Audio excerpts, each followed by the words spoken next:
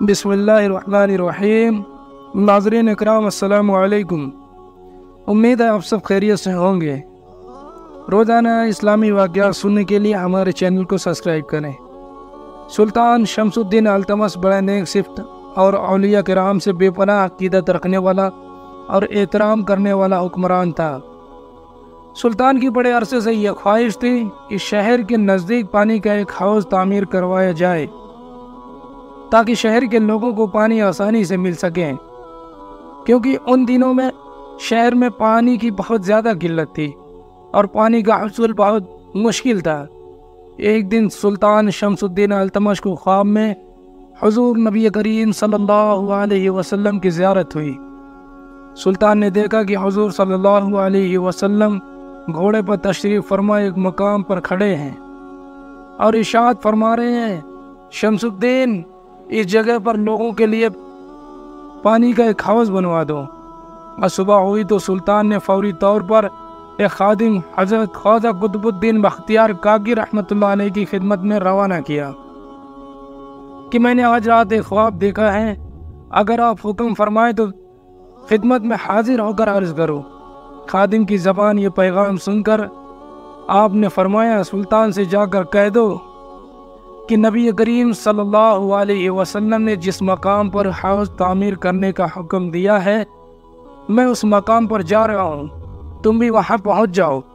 سلطان یہ بات سن کر بڑا حیران ہوا کہ حضرت خواجہ صاحب نے نور باطنی سے اس کے خواب کو معلوم کر لیا۔ چنانچہ وہ گھوڑے پر سوار ہو کر ایک سمت چل پڑا۔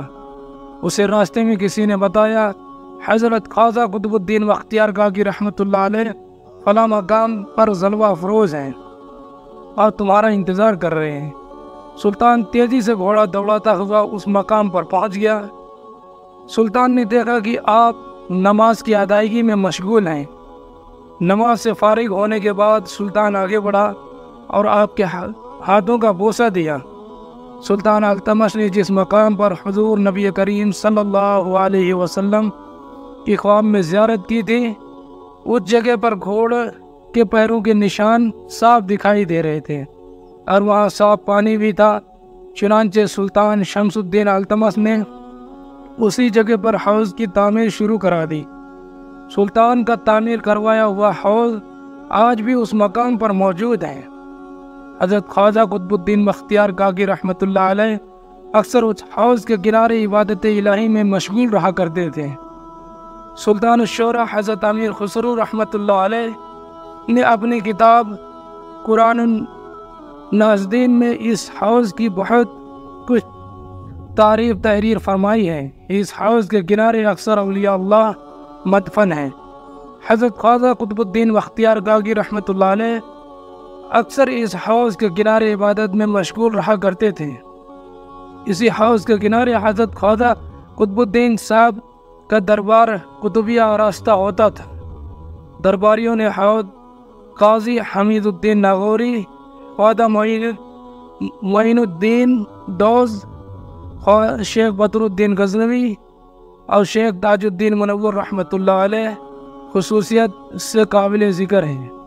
اس حوض کے کنارے اولیاء مسجد بھی ہے جہاں آپ کچھ عرصے چلہ کشی بھی کرتے رہے۔ مجلس السالقین میں ہے کہ ایک روز نیلے رنگ کے لباس میں زیب تن کیے ہوئے اس حوض پر آیا، غسل کر کے دوبانہ ادا کیا۔ اس وقت مسجد میں جو سلطان شمس الدین کے لنگر خانہ کے قریب لب حوض باقی تھے، بزرگان مصروف الصدر موجود تھے۔ نماز کے بعد اس بزرگ نے آواز بلند دریافت کیا، اس مسجد میں کون کون صاحب بیٹھے ہوئے ہیں؟ شیخ تاج الدین منور نے جواب دیا، چند فقراء یاد الہی میں ہیں۔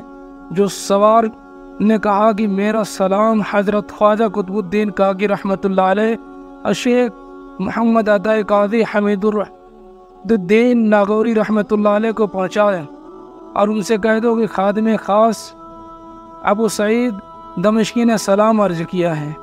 جس وقت حضرت خواجہ قطب الدین شاہ نے ابو سعید دمشقی کا نام سنا، درویشوں کے ہمراہ ملاقات کے لیے دوڑے۔ اس جگہ پر پہنچے مگر وہاں کوئی موجود نہ تھا۔ حضرت قطب شاہ نے فرمایا ابو سعید دمشقی رجال الغیب میں سے ہیں۔